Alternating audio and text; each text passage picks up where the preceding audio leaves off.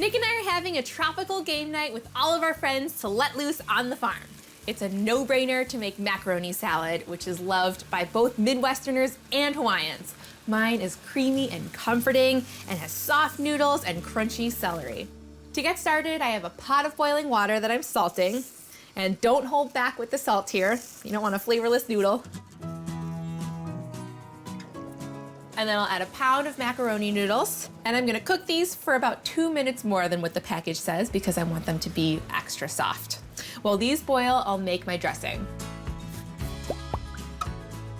My mac salad has to have a mayonnaise-based dressing. You could go another route, but I don't want to disappoint anyone. I'm gonna start with 2 1/4 cups of mayonnaise. I'll get this right into my big bowl. I'll add a 1/4 cup of whole milk to thin it out. And then 2 tablespoons of sugar to amp up the sweetness. I appreciate a sweet enough macaroni salad. And I'll mix this to combine. This is a lot of dressing, but you want a thick coating on the noodles. The dressing is really smooth. I'm gonna check on my noodles. I'll drain these. I'm gonna drizzle on a few tablespoons of apple cider vinegar. This will add necessary acidity to the salad, and while the noodles are still hot, they'll be able to absorb that vinegar more easily. My noodles have had a chance to cool, so now it's time to put this macaroni salad together. One secret that adds a lot of flavor to macaroni salad is grated onion. I'm gonna use the big holes of the box grater to grate this right in. And I'm gonna hold it over the bowl so that both the juices and the pieces of onions make it in. I'll add some shredded carrots for color and sweetness, chopped celery for a little crunch, and then I'll thinly slice my scallions on a bias to make it extra pretty.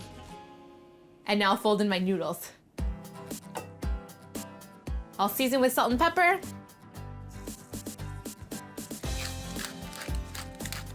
And fold everything together to thoroughly combine. Can't wait to eat this. This macaroni salad is looking extra creamy. I am going to taste it.